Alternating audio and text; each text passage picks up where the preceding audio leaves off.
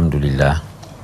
Alhamdulillahilladzi bi ni'matihi tatimmus shalihat wassalatu wassalamu ala sayyidina Muhammad sayyidis sadat wa ala alihi wa ashabihi an-nujumin nayyirat. Dalam episode ini kita akan berbicara menyangkut Qul a'udzu birabbin nas atau surah An-Nas.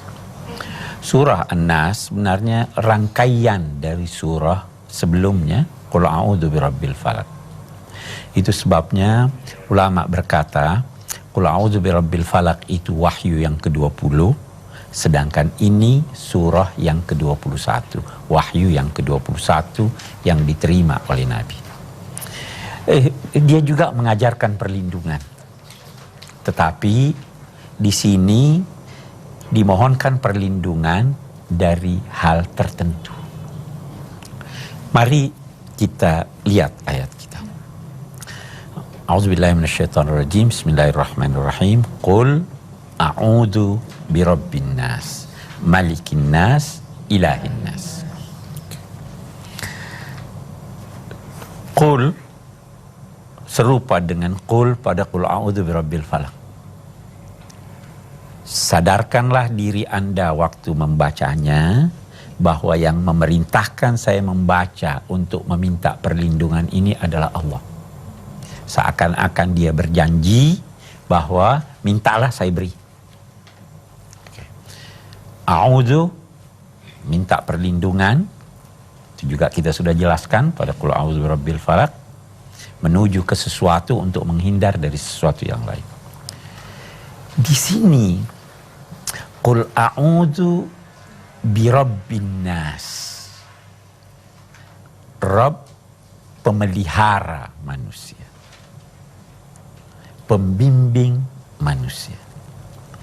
Baru dilanjutkan malikin nas, raja, penguasa manusia. Baru dilanjutkan lagi ilahin nas, Tuhannya manusia. Ini kenapa ini berturut-turut ini? Ya toh? Kalau qul a'udzu birabbil falaq cuma satu. Qul a'udzu birabbil falaq. Hanya menyebut Allah dalam satu sifat, Rabbil falaq. Kalau di sini tiga. Rabbin nas, malikin nas, ilahin nas. Oke. Kita lihat dulu apa yang dimaksud dengan Rabbin nas, malikin nas, ilahin nas. Ada ulama berkata, An-nas pada yang pertama ini anak-anak. An-nas pada yang kedua adalah orang dewasa. An-nas pada yang ketiga adalah orang tua. Anak-anak itu paling membutuhkan pemeliharaan dan bimbingan. Kalau sudah dewasa, biasa dia sudah bandel dan durhaka. Jadi dia harus dihadapi oleh penguasa dan raja. Kalau sudah tua, dia sudah mulai taat, sadar. Dia sudah mulai beribadah, lebih mengenal Tuhan. Nah, jadi Allah seakan-akan juga menyatakan berlindunglah kepada Tuhan, Tuhannya manusia. Sejak dia kecil, dewasa, sampai dia besar. Nah, tapi pendapat ini tidak dianut oleh banyak orang.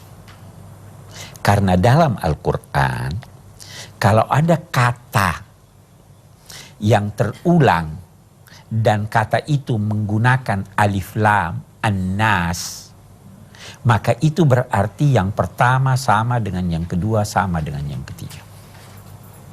Jadi berarti an-nas yang pertama, Rabbin nas, sama juga dengan an-nas yang kedua, malikin nas, sama juga dengan an-nas yang ketiga, ilahin nas. Nah, ada pendapat lain. Pendapat yang kedua itu berkata begini. Pemelihara itu belum tentu pemilik dan penguasa.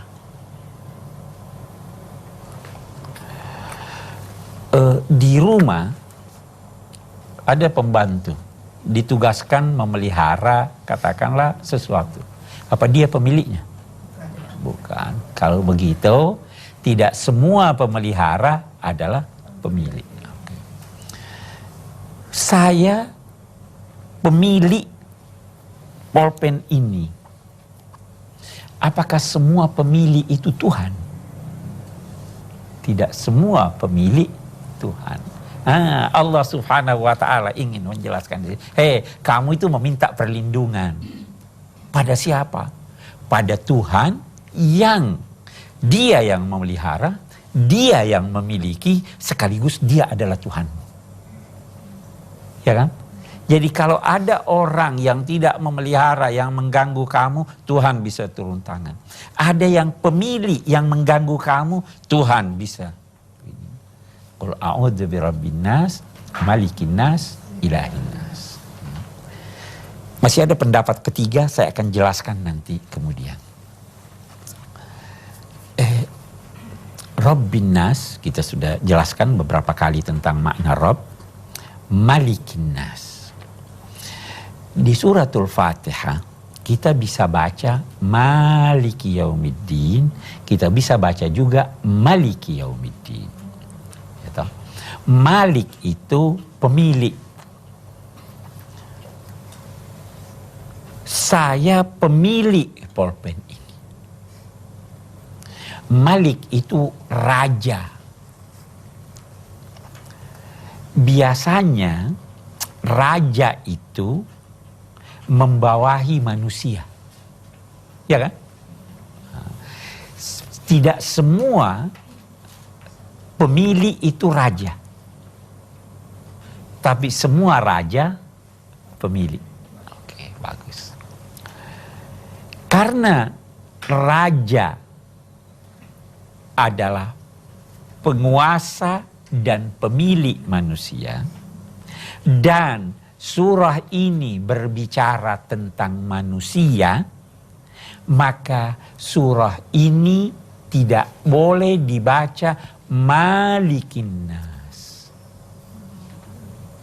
Dia harus dibaca Malikin Nas. Ya kan? Karena dia bicara soal manusia. Qul a'udzu birabbin nas, malikin nas, ilahin nas. Ilah itu Tuhan. Tuhan itu adalah yang dipatuhi. Dipatuhi oleh manusia. Tuhan itu adalah yang menguasai alam raya ini. Itu yang kita namakan Tuhan, Allah. Ilahin nas. Anas itu apa? Anas manusia ya. Anas manusia.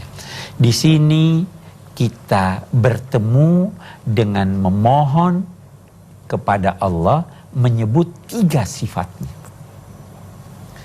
Yang dimohonkan itu apa? Min syarril waswasil khannas alladzi yuwaswisu fi sudurin nas minal jinnati wan nas. Yang dimohonkan di sini 1 atau 3? Mari kita bandingkan dengan Qul a'udzu birabbil falaq. Di Qul a'udzu birabbil falaq, nama Tuhan disebut sekali. Yang dimohonkan ada 3. Qul a'udzu birabbil falaq, min syarri ma khalaq, min syarri ghasiqin idza waqab, 1, min syarrin nafasati fil 'uqad, wa min syarri hasidin idza hasad. Ketiga-tiga ini ada di luar manusia. Tukang sihir di luar manusia. Yang hasud di luar manusia. Ya kan? Ada di luar manusia. Yuwaswisu fi sudurin nas. Itu ada di dalam manusia atau tidak? Yang membisikkan ke hati itu ada di dalam manusia. Yang mana lebih sulit? Silahkan kita ini. Bapak, silahkan Pak. Bismillahirrahmanirrahim. Pak Ustadz yang terhormat, saya ingin menanyakan bagaimana caranya untuk menghilangkan was-was di dalam diri manusia yang sewaktu-waktu selalu timbul. Sekian, terima kasih. Bagaimana caranya menghilangkan was-was dalam ini? Sebenarnya kita belum jelaskan apa itu was-was. Ya toh? Oke deh, saya jelaskan apa itu was-was. Was-was itu adalah pada mulanya berarti suara gerincingan emas.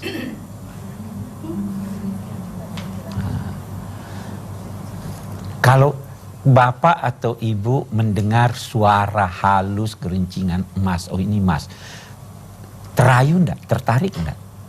Tertarik. Nah, dari sini kemudian was-was diartikan rayuan yang mengantar, yang membawa kepada sesuatu yang buruk. Nah, itu was-was. Dan ini bermacam-macam was-was ini. Sumbernya bermacam-macam dan caranya pun bermacam-macam. Rayuan itu bisa rayuan setan, bisa rayuan nafsu. Ya kan? Nah, rayuan setan lagi ini caranya bermacam-macam. Dia bisa menghadapi, kalau dia hadapi orang yang taat, rayuannya begini. Kalau dia hadapi orang yang durhaka, rayuannya begini. Ada pintu-pintu di mana dia itu masuk. Saya beri contoh. Dia berkata, besok aja baru sholat sunnah. Misalnya begitu. Kamu kan masih muda. Nggak usah pakai jilbab dulu. Ya kan? Misalnya begitu ya. Ini ada caranya untuk menutup. Tutup pintunya dia masuk. Bagaimana ditutup pintunya? Saya berkata padanya, apa kamu jamin saya hidup sampai besok? Nah, tertutup enggak pintunya? Nah, jadi kalau Bapak tanyakan bagaimana cara menghadapinya, setiap rayuan ada cara untuk menutupnya. Ya kan? Jadi situasional. Kita lihat bagaimana. Kita tidak, memang kita bisa rinci, kita bisa berbicara. Mudah-mudahan dalam kesempatan menjelaskan arti yuwaswisu fi sudurin nas, kita diilhami Allah untuk menjelaskan apa saja itu pintu-pintu itu. Ya, yang jelas saya ingin katakan rayuan, godaan, setiap godaan ada cara untuk menutupnya. Dan setan tidak masuk dari satu pintu. Pintu ini tertutup, dia masuk dari pintu lain. Pintu itu dia masuk dari pintu lain. Saya kira jelas Pak ya. Oke. Baik, Ibu silakan. Bismillahirrahmanirrahim. Pak Ustadz, saya bertanya, Malikin Nas, bagaimana maknanya Malikin Nas, Raja Manusia? Terima kasih. Ya. Malikin Nas. Oke, Malikin Nas. Semua raja pemilik, ya kan? Oke. Saya beri contoh, Ibu, dua hal. Kalau saya berkata, si A pembantu saya. Ya. Oke. Saya bertanya, saya bisa suruh dia bekerja pada hari liburnya. Kalau dia tidak mau, bagaimana? Hari liburnya kok. Saya nggak bisa suruh dia bekerja. Saya angkat lebih tinggi lagi. Saya bisa tahan peredaran darahnya. Bisa enggak? Walaupun dia milik saya, walaupun saya kuasai dia, saya nggak bisa. Oke. Saya bisa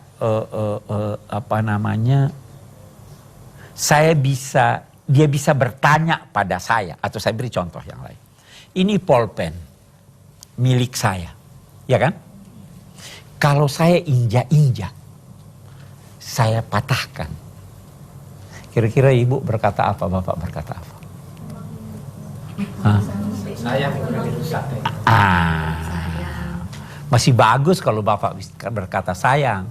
Bapak bisa bertanya pada saya, kenapa digituin? Dan berkata pada orang lain, oh mungkin dia udah gila. Iya kan? Bapak, Ibu bisa bertanya kenapa begitu dan bisa mengecam saya karena begitu. Ya kan? Nah, ini kita lihat nih. Ini manusia memiliki manusia, manusia memiliki barang. Allah sekarang kita tanya, kita ambil ini manusia. Dia bisa tahan pernafasannya? Tuhan? Bisa? Bisa dia cabut nyawanya? Bisa. Kalau manusia? Tidak bisa. Oke. Kita meningkat lagi. Kalau dia melakukan sesuatu, bisa Anda kecam dia? Tidak bisa. Kenapa tidak bisa? Karena pengetahuan saya sangat terbatas dibanding pengetahuan dan kuasa Allah. Nah, saya beri contoh lagi yang sekedar perbandingan, saya beri contoh. Kalau ada anak kecil melihat dokter mengamputasi, jangankan anak kecil, boleh jadi orang dewasa yang tidak mengerti, dia potong kakinya seseorang. Kalau dia tidak mengerti, dia akan berkata, kejam dokter itu. Ya kan? Karena dia tidak mengerti. Orang yang mengerti berkata, pintar, bagus dokter itu. Jadi semakin dalam pengetahuan seseorang menyangkut suatu tindakan, semakin dapat dia mengerti tindakan itu. Semakin dangkal pengetahuannya, semakin mungkin timbul kecaman terhadapnya. Nah, kita ini, pengetahuan kita dibanding dengan Tuhan itu bagaimana toh? Ada enggak artinya? Tidak ada. Kalau begitu, jangan tanya Tuhan menyangkut apa yang dia lakukan. Saya tidak tahu. Karena itulah yus'alu amma yaf'al wa hum yus'alun. Sudah beda nanti ini Tuhan rajanya manusia dengan si A rajanya manusia. Si A rajanya manusia tidak boleh sewenang-wenang.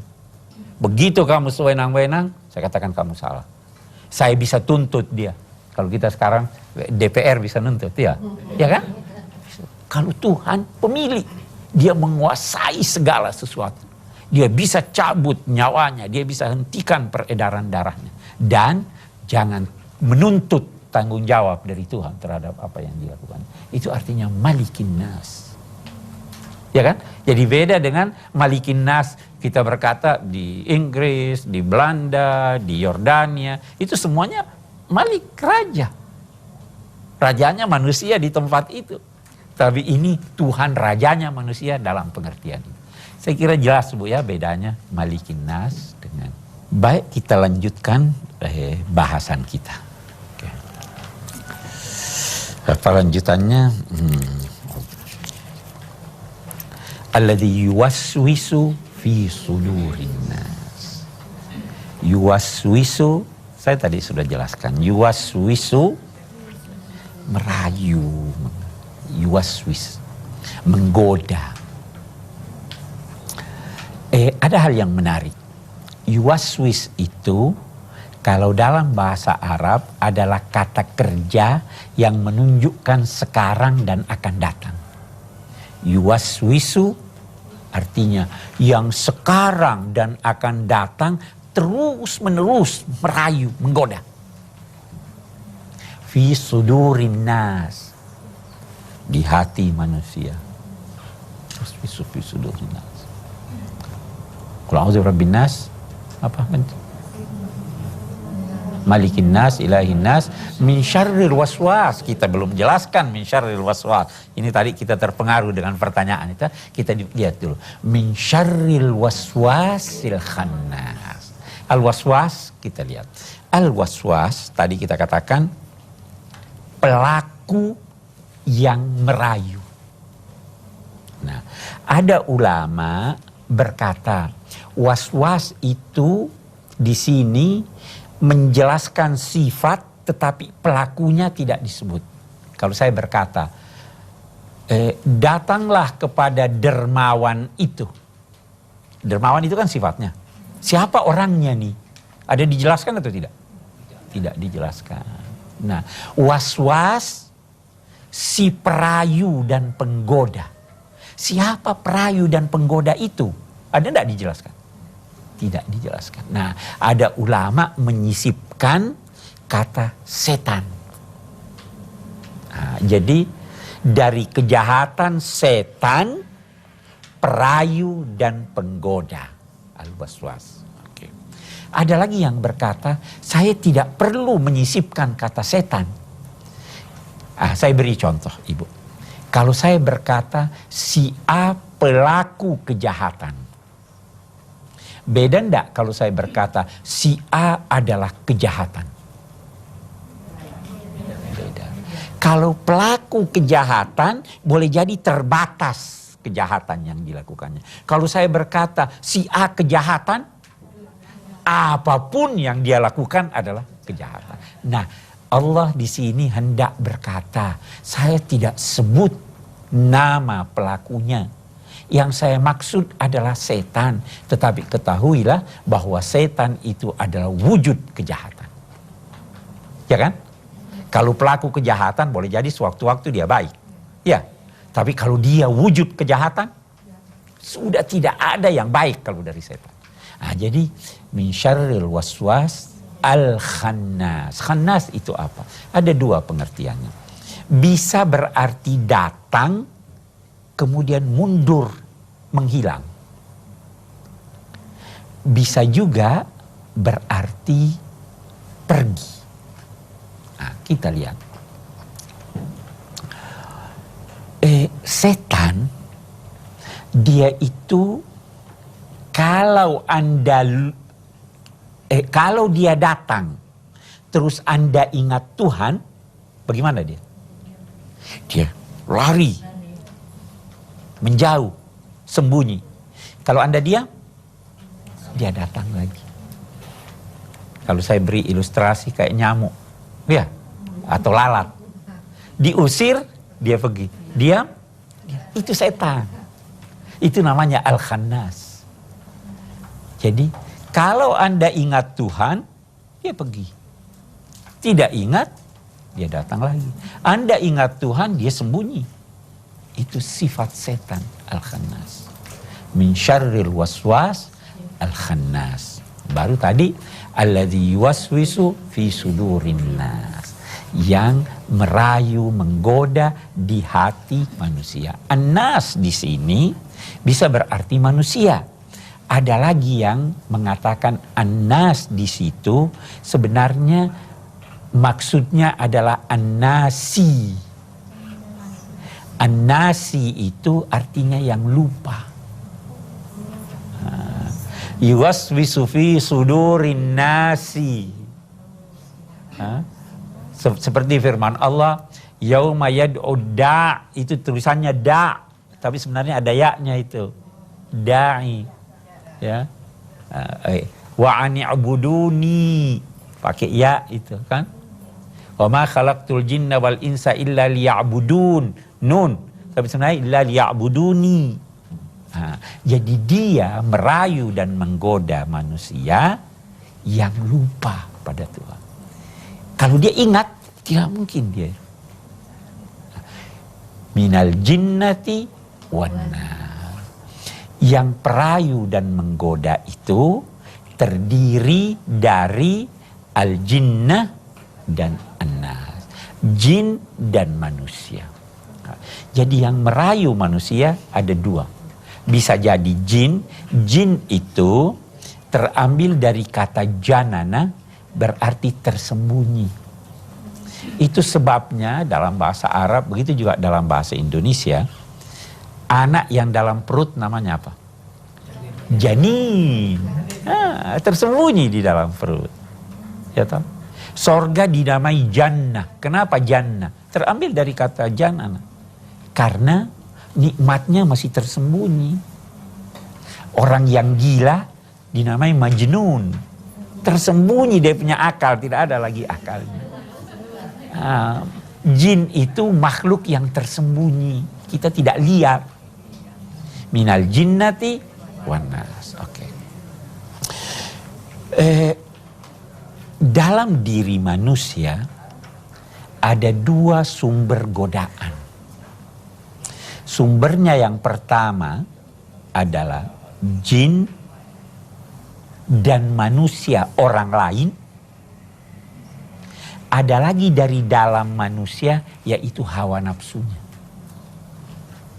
Hawa nafsu itu bukan dari luar, dari diri kita. Itu sebabnya waktu kita terangkan kul a'udzu birabbil falaq, kita katakan kita bermohon perlindungan dari Allah terhadap keburukan kita. Ya kan? Allahumma inni a'udzuka min syarri nafsi wa min syarri kulli dzi dabbatin anta akhidun binasiyatiha. Itu doanya Rasul. Oke. Jadi ada perbedaan antara hawa nafsu, godaan hawa nafsu dengan godaan setan. Nah, kalau hawa nafsu menggoda itu, dia tidak mau berhenti sampai apa yang dia tuntut terpenuhi. Dan dia tidak mau diganti. Persis anak kecil. Anak kecil kalau kita janji dia mobil-mobilan, walaupun mau diberi uang, dia nggak mau. Itu nafsu. Wan nafsu katifli in turdi'hu syabba ala hubbir radha'i wa in taftimhu yamfatimi. Nafsu itu seperti anak kecil. Bagaimana anak kecil? Kalau Anda biarkan dia menyusu, dia akan menyusu sampai gede. Tetapi kalau Anda stop, dia akan berhenti. Kalau setan lain. Yang penting dia menjadikan Anda rugi. Kalau tidak rugi, tidak untung. Jadi kalau dia berkata, lakukan ini, Anda tidak mau, dia mundur. Saya lakukan yang lain, saya ajak kepada yang lain. Tidak usah salat. Oh, enggak boleh dong, saya harus salat. Oke deh, tidak usah khusyuk dalam salat. Oke deh. Oh enggak, saya harus salat. Oke deh, kalau begitu tidak usah kamu salat sunnah. Yang penting Anda rugi. Kalau tidak bisa rugi, nah itu. Jadi dia punya langkah-langkah dan dia bisa ganti-ganti. Berbeda dengan nafsu. Saya kira itu sebagian kandungan dari surah Qul A'udzu Birabbin Nas. Silakan. Pak Ustadz, dari tayangan tadi saya ingin bertanya. Kita sebagai umat manusia pasti mempunyai kebaikan dan keburukan. Yang ingin saya pertanyakan, bagaimana cara menghindari kita diajak teman berbuat dosa, kejahatan atau keburukan dengan cara minum minuman keras? Terima kasih. Bagaimana cara menghindari ajakan teman? Yang pertama dulu, usahakan jangan berteman dengan orang yang jelek. Itu dulu. Karena kalau Anda masih berteman dengan dia, bisa jadi kali ini berhasil mengelak, besok tidak berhasil. Nah, itu sebabnya kita katakan hindari dia. Nah, kalaupun satu ketika Anda diajak, ingatlah terlebih dahulu dampak dari ajakannya. Ingat. Nah, dan ingatlah bahwa kejahatan, begitu juga kebaikan, sebenarnya itu mulai dari langkah pertama. Itu sebabnya Allah menamakan rayuan setan khutuwatis syaitan, langkah-langkah setan. Anda mau berjalan dari sini ke ujung dunia, tidak bisa Anda mulai kalau tidak melangkah satu langkah. Runtuhnya suatu bangunan bukan hanya disebabkan oleh gempa, tetapi saya tarik satu batu demi satu batu. Membuat bukit, tidak harus saya lantas mengambil tanah sebanyak mungkin. Itu bisa terjadi dengan membawa sebutir pasir demi sebutir. Sampai dia menjadi bukit. Nah, karena itu kalau mau menghindar, ingat dampak buruk. Dan jangan memperkecil dosa. Itu setan itu salah satu pintunya itu dia perkecil. Oh ini enggak apa-apa nih, cuma itu aja kok. Tobat sudah baca astagfirullah, udah selesai. Ya kan itu setan itu. Karena memperkecil dosa. Jadi kalau mau menghindari itu, jangan berteman dengan teman yang buruk. Jangan membaca bacaan yang buruk. Bertemanlah dengan orang baik. Dan jangan memperkecil dosa. Sesal dahulu pendapatan, sesal kemudian tak berguna. Sesalnya di situ sebenarnya maksudnya ingat dulu apa dampaknya. Karena kalau ingat di belakang sudah tidak ada gunanya. Jelas ya? Baik, masih ada yang lain? Terima kasih. Bismillahirrahmanirrahim. Pak Ustadz yang saya hormati. Apa bedanya kata An-Nas dan Al-Insan atau kata lain yang berarti manusia dalam Al-Quran? Selanjutnya, mengapa dalam surat ini yang dipakai adalah An-Nas? Terima kasih. Baik, dalam Al-Quran ada sekian kata yang digunakannya untuk menunjuk manusia. Ada kata bashar. Inni khaliqun basharan min tin. Saya akan menciptakan bashar, yakni manusia, dari tanah. Ada kata bani Adam, anak cucu Adam. Itu manusia. Ada kata al-insan, itu juga manusia. Ada kata an-nas. Masing-masing kata ini mempunyai makna-makna tertentu yang sedikit atau banyak berbeda dengan yang lain. Kalau saya berkata bashar, manusia, maka itu menunjuk kepada sosok manusia yang tidak memiliki perbedaan antara satu dengan yang lain. Bashar manusia, kalau manusia kita semua punya mata. Tidak berbeda kan? Mata kita semua di depan.